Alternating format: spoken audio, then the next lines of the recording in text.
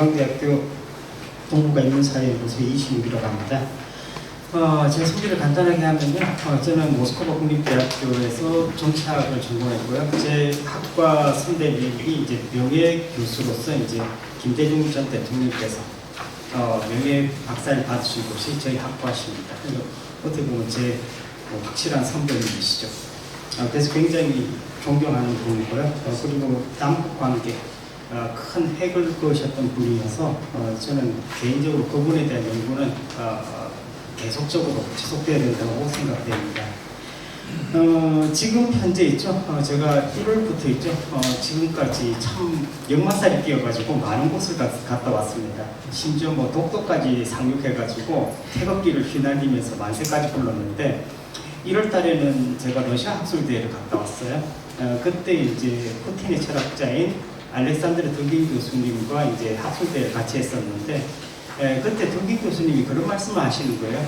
세계 패권은 이제 단일 패권은 없다. 미국의 패권은 무너지고 있다. 라고 말씀하시면서 있죠. 이 패권이 앞으로 어떻게 변하느냐. 이 서구하고 미국의 패권 하나가 있고 있죠. 그리고 브릭스 있죠. 브라질, 중국, 인도, 그죠? 그리고 또 어디입니까? 러시아, 그죠? 러시아 빼먹었습니다, 제가. 그래서 이제 러시아까지 있죠. 이 4개 국가가 합쳐가지고 브릭스하고 서구의 대립이 될 거다. 패권 1단계에서는 그렇게 말씀하시면서 2단계는 있죠. 바로 패권이 있죠. 7개로 바뀐다라고 이야기를 하시더라고요. 그래서 이제 미국과 서구의 패권이 줄어들고, 그리고 이제 러시아, 중국, 인도, 아랍, 아프리카, 남미 이렇게 7개 지역으로 있죠. 지역 패권으로 나눠진다는 말씀을 하셨습니다. 그래서 저는 아마 이번 가을쯤에 있죠. 그런 형태의 논문을 한번 적어볼까 생각 중이고요. 요즘은 지금 이번에 그 논문 있죠. 이 북핵 문제라든지 아니면은 이제 신냉전이라든지 이런 논문들을 주로 많이 쓰고 있고, 도시 외교도 지금 논문이 한 편 발표가 되고 있습니다. 자, 그래서 우리가 있죠. 지금 현재 남북 관계를 갖다가 민족 관계로 지금 우리가 너무 착각을 하고 있는 것이 아닌가, 너무 여기에 집중되고 있지 않은가 하는 것이 제 연구 이 발표의 포인트 중에 하나입니다. 민족을 버려라. 그죠? 그러니까 우리가 지금까지 있죠. 한민족이다. 뭡니까? 우리는 5,000년 역사를 가진 하나의 피줄이다. 민족 상간의 비극을 가져왔다라고 이야기를 하고 있지만, 북한은 이미 당신들은 우리하고는 같은 민족이 아니다라고 이야기할 정도로 지금 민족 개념을 지워버렸습니다. 평양에 가시면 있죠. 통일력이 있어요. 근데 갑자기 역이라는 게 하나 생겼습니다. 통일을 지워버렸어요. 그 정도로 있죠. 이제는 이 국가가 되는 것이 맞다라고 생각하는 것이 지금 북한의 생각입니다. 이 개념 속에서는 뭐가 들어가 있냐면 바로 통미봉남이라는 그런 이야기가 들어가 있습니다. 그래서 보시면 있죠. 우리가 지금 남북 대화에서 계속 실패하는 이유가 바로 8페이지를 보시면 있죠. 제가 도표를 만들어 놨어요. 이 도표를 보시면은 북미 회담과 있죠. 북핵 협상, 여기에 대해서 계속 5단계로 순환된다는 이야기입니다. 그래서 항상 있죠. 이 냉전이 끝난 다음에 우리는 항상 북핵 문제만 가지고 남북 대화를 이끌어왔고, 여기에 지금 미국에 있죠. 하위 개념으로서 있죠. 통일 문제가 지금 다뤄져 왔다는 그런 생각을 가지고 있습니다. 그래서 이 북미 대화가 결렬되면 있죠. 남북도 같이 영향을 받는다는 거예요. 엄청난 영향을. 그래서 항상 있죠. 이 단계를 거치면서 있죠. 트럼프 행정부가 미국이 풀어줄 때는 우리가 남북 대화에 성공을 하고, 그리고 있죠. 미국이 풀어주지 않을 때는 항상 제재와 있죠. 그리고 억제와 이런 정책을 통해서 남북 관계가 악화된다는 그런 모습들을 우리가 볼 수 있습니다. 그래서 항상 있죠. 이 북미 협상 그리고 북핵 협상은 있죠. 우리 남북 대화에 큰 영향을 미쳤고, 좀 오히려 부정적인 영향을 너무 많이 미친 것이 아닌가라는 게 개인적인 생각입니다. 자, 그러다 보니까 있죠. 북한은 또 이런 문제가 있습니다. 이 핵 개발을 해야지만이 얘네들은 생존한다는 생각을 가지고 있기 때문에 이 계속이죠. 벼랑끝 전술이라든지 아니면 시간 끌기 전술이라든지 이런 걸 통해서 계속 5단계로 순환시켜 왔다는 거예요. 북한도 책임 있고 미국도 책임 있고 우리는 거기에 대해서 상당한 종속 관계에 있었기 때문에 상당히 힘이 들었다는 겁니다. 참 정말 우리가 반성해야 되지 않을까라는 생각이 들어요. 그래서 항상 통일강연이라든지 아니면 뭐 남북대화라든지 이런 걸 가면 항상 통일정책도 마찬가지고 있죠. 비핵에 대한 그런 이야기를 너무나 많이 해오고 있습니다. 북한은 들어줄 수가 없는 이야기예요. 왜냐하면 핵무기가 없으면 자기 체제가 무너진다고 생각하는 게 바로 북핵에 대한 북한의 입장이라는 거죠.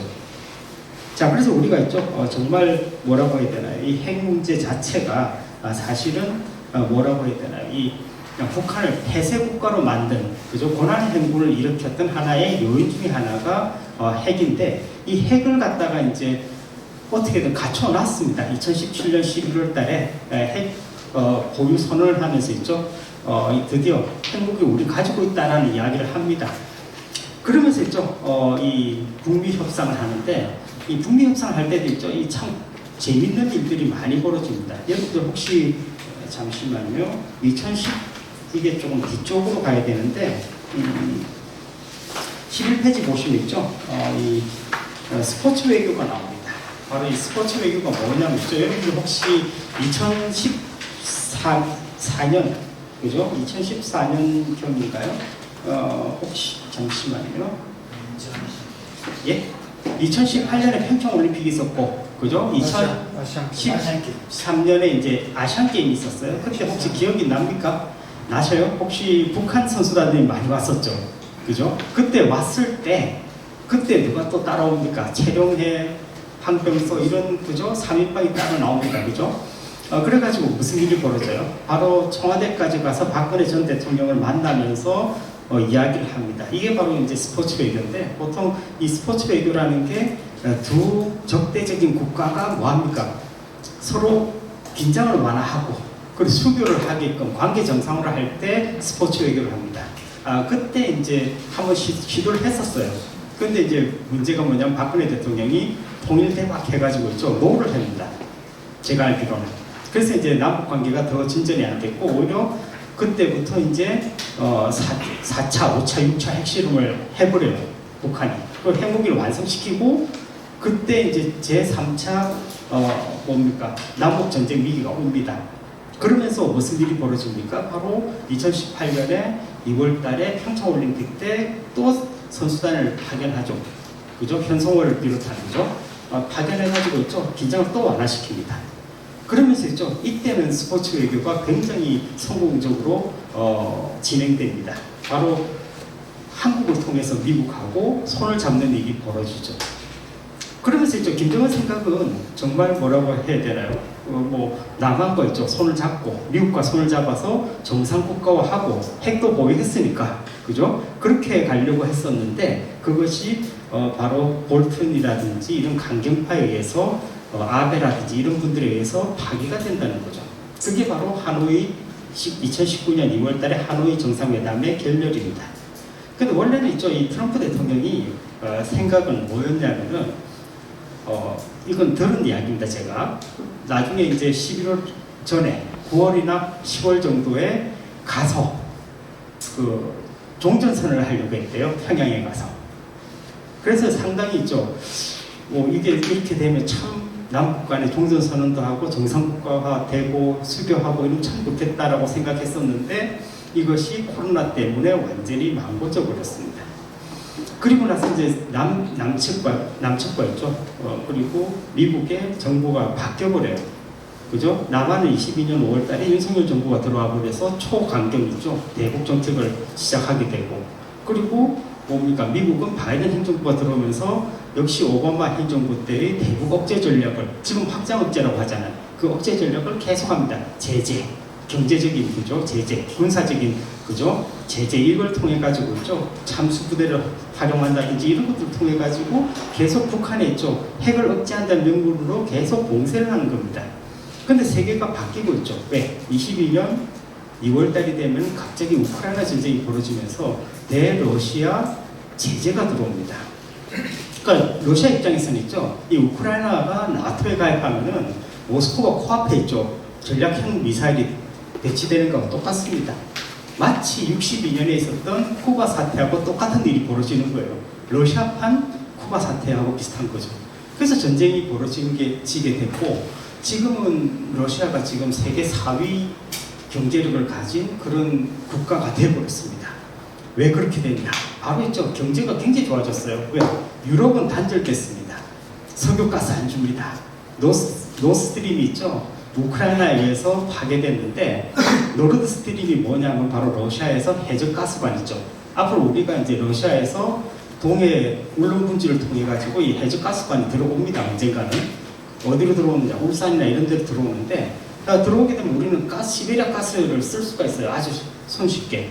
그게 언제 만들어졌냐면은 바로 계획이 2000년에 있죠. 벌써 만들어져 있던 계획이에요. 러시아에서.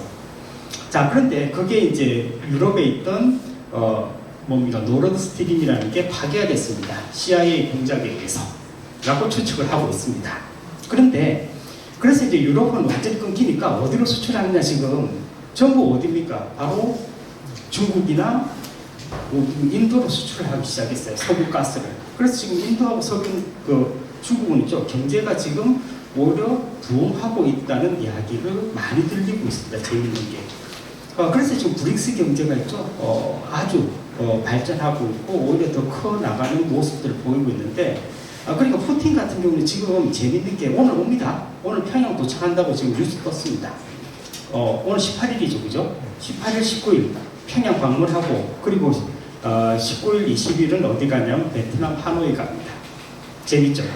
그죠? 이 푸틴의 행정은 항상 그렇습니다. 옛날에 박근혜 대통령이 한번 오셨는데 1박 2일, 원래 2박 3일인데 1박 2일 하시고 바로 베트남 가셨어요. 그러니까 항상 있죠. 재밌는 게 푸틴 대통령은 한반도를 들릴 때 있죠. 꼭 베트남을 가게 돼 있습니다. 왜? 베트남이 핵심적인 우방 국가 중에 하나입니다. 러시아에. 자, 그런데 지금 서방이 다 끊겼어요. 러시아 입장에서. 그러니까 어디로 옵니까? 바로 동방으로 오는 겁니다. 그게 바로 신동방 정책인데, 이 신동방 정책을 하면서 지금 누구하고 파트너를 삼아야 되느냐? 바로 중국과 북한과 파트너를 삼을 수밖에 없습니다. 그래서 우리가 생각할 때는 있죠. 이게 한미일 동맹하고 있죠. 북중러 공조가 서로 부딪힌다라고 생각하는데, 그게 있죠. 지금 현재는 바뀔 수도 있다는 겁니다. 왜? 바로 기시다 총리의 북한 방문이 조만간 이루어질 가능성이 굉장히 높아지고 있습니다. 여러분들 혹시 4월 달에 있죠. 기시다 총리가 바이든하고 만났을 때 무슨 일이 벌어졌습니까? 바로 북한에 가는 것을 바이든 행정부가 허용을 해줬습니다. 왜? 바로 뭡니까? 일본과 있죠.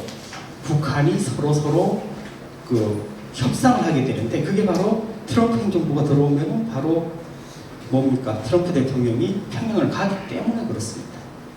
이미 있죠. 하노이 회담 끝나고 난 다음에 협상 중단 단계에 와 있어요. 표의를 보시면은. 그리고 지금 보시면 4단계 합의 단계로 들어가는데, 북한과 있죠. 미국은 분명히 합의를 할 가능성이 높아지고 있습니다. 거기서 있죠. 무슨 일이 벌어지냐? 북한의 몸값이 굉장히 높아지고 있어요. 지금 세계 외교사에서. 왜? 바로 푸틴 왔죠, 오늘. 그리고 이제 곧 기시다 가죠. 바이든이나 아니면 트럼프가 또 간다는 겁니다. 그래 되니까 남한하고 이제 더 이상 이야기할 필요가 없다 라고 생각을 할 수가 있습니다. 왜? 남한이 옛날에는 있으면은 남한을 거쳐서 미국을 갔었는데, 그죠? 그런데 이제는 남한을 거치지 않고 북한이 바로 미국으로 다이렉트로 가는 일이 벌어졌습니다. 바이든 대통령이 있죠. 지금 선거에서 이기려면은 뭘 해야 되냐면 바로 북한에 가야 됩니다. 제가 볼 때는.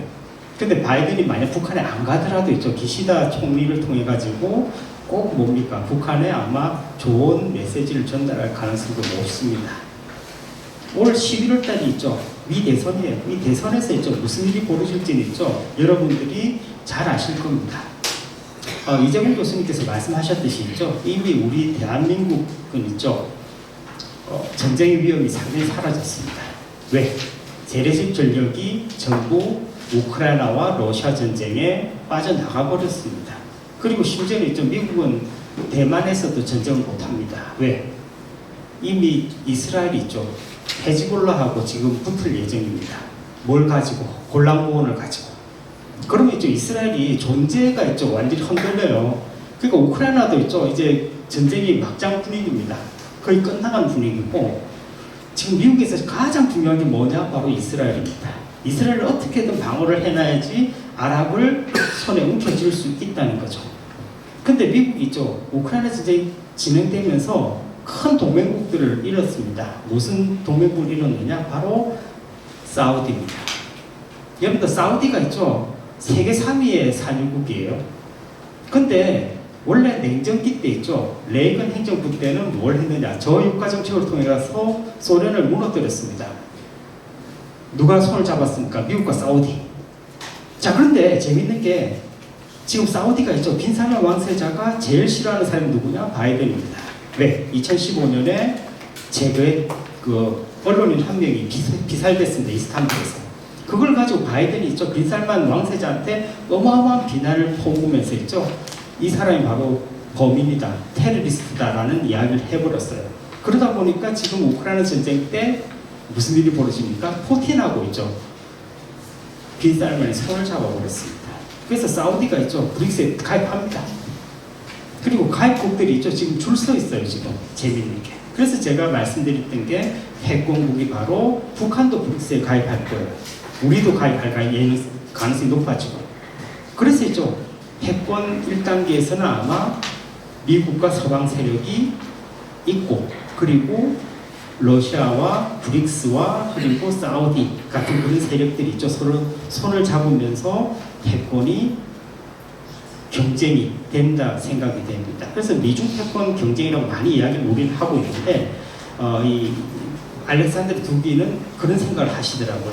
패권은 이제 미국과 서방, 유럽 그리고 브릭스가 될 것이다라고 이야기를 하는데 그것이 더 맞는 이야기가 아닌가라고 생각이 됩니다.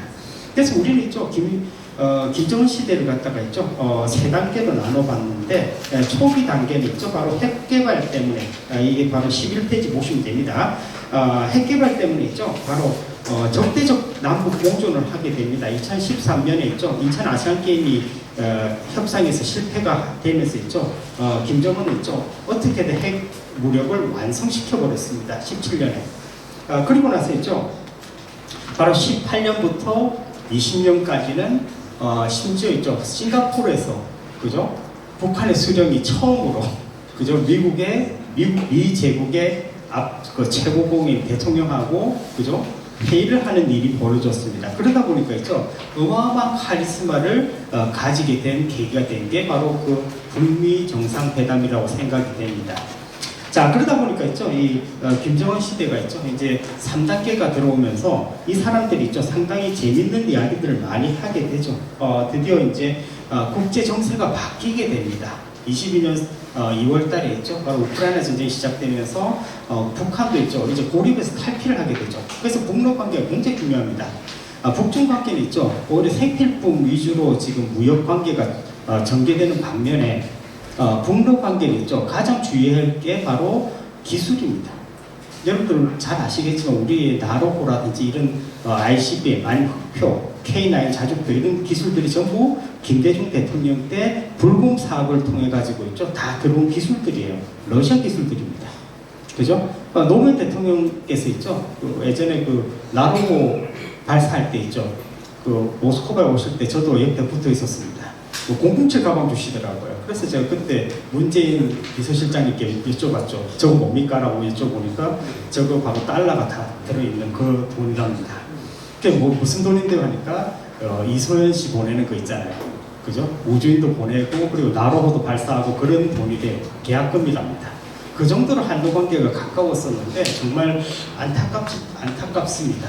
그래서 이 기술들이 있죠. 어디로 흘러가느냐? 러시아로 북한으로 흘러가게 되면은 지금 가장 애타는 게 누구냐? 바로 미국입니다.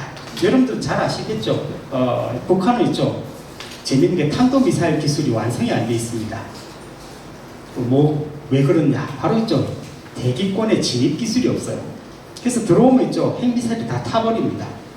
그래서 어떤 일이 벌어지느냐? 고각 발사밖에 못 합니다. 보통 있죠. 핵미사일이 날아 들어올 때 있죠. 탄도탄 날아 들어올 때 보통 마하 20에서 24가 되거든요. 그거 아무도 못 막는데 문제는 뭐냐면 이게 타버려요. 그래서 러시아가 있죠. 만약에 그 탄도탄 진입 기술 주게 되면은 이제는 미국은 큰일 나는 겁니다. 그래서 있죠. 이 김정은 시대 때 있죠. 북러 관계가 있죠. 정말 우리가 봐야 될 포인트가 바로 기술입니다. 밥 주는 건 아무 문제가 없어요. 근데 기술을 주면 있죠. 그때부터는 아주 큰일 납니다.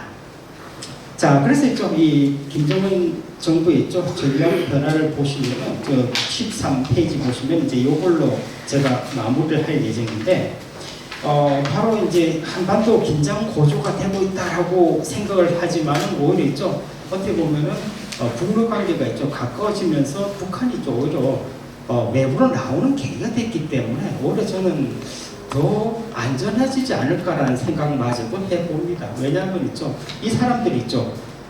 굶주리고 그리고 아무것도 없는 핵무기만 가지고 있다면 있죠. 이 사람들은 선택의 여지가 없어요. 근데 만약에 아주 부유해지고 있죠.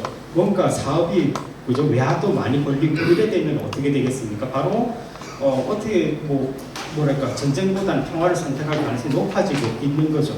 그래서 오히려 있죠. 이렇게 북한이 있죠. 대남 기구도 폐지하고 그리고 한국을 주적으로 한다는 것은 사실 어떻게 보면 대내적인 이야기일 수도 있고 그리고 뭡니까 김정은 정부가 있죠. 지금 현재는 적대적 공세를 지금 깨하지만은 차츰차츰 긴장을 낮춰지면서 있죠. 오히려 일본이라든지 아니면은 미국과 수교를 통해 가지고 우리가 좀 더 좋은 쪽으로 가지 않을까라고 생각됩니다. 여러분들 뭐 잘 생각하시듯이 있죠. 잘 아시겠지만은 우리가 있죠. 남북 통일 때는 있죠. 북한 건 전부 우리 거다라고 생각하시는데 그거는 그렇고 그건 좀 착각이신 것 같고 그리고 만약에 있죠. 남북 교류가 돼도 북한 건 전부 우리 거라고 생각하시면 안 됩니다. 왜냐하면 북한은 있죠. 항상 뭡니까? 퍼센트를 나눠줘요. 왜냐? 올인하면은 어떻게 됩니까? 큰일 납니다. 모든 경제를 갖다 중국에다 올인하면 중국에 종속돼버려요. 그렇기 때문에 그걸 너무 잘 알기 때문에 뭐 경제는 중국하고 하더라도 기술이나 뭐 다른 거 있죠. 무기는 러시아하고 하고 그죠? 뭐 그런 식으로 나눠서 n분의 1씩 나눠서 있죠. 접촉을 하게 됩니다. 그래서 우리 한국도 만약에 뭐 하게 되면 있죠. 한 20-30% 정도 있죠. 이 경제 협력을 하지 않을까라고 생각을 하고 있고요. 그리고 뭐 헌법에 있죠. 한국이 주적으로 헌법에 명기가 되어 있더라 하더라도 뭐 최고 지도자가 있죠. 바꾸자 하면 있죠. 그 명이 더 중요하기 때문에 뭐 이거는 대외 홍보용이 아닐까라고 그렇게 개인적으로 생각을 합니다. 그래서 있죠. 이 김정은 국무위원장이 선대 업적까지도 뭐 묻어버릴 정도로 있죠. 자기가 이렇게 바꾸는 이유는 바로 제 생각에는 바로 민족 개념도 뭐 없애버리고 한 이유가 바로 새로운 전환점으로 생각하기 때문이 아니겠느냐. 그리고 북한이 있죠. 이제 대외로 나오기 시작하는 것이기 때문에 상당히 긍정적이지 않을까 저는 그렇게 오히려 반대로 보고 있다라고 말씀드리고 싶고요. 푸틴 대통령이 갈 정도면 있죠. 그리고 기시다 총리가 갈 정도면은 상당히 있죠. 북한도 내부적으로 고민도 많이 해봤을 거고 그리고 개혁 개방에 대한 로드맵도 어느 정도 생각을 하지 않을까라고 생각이 됩니다. 발표를 여기서 줄이도록 하겠습니다. 감사합니다.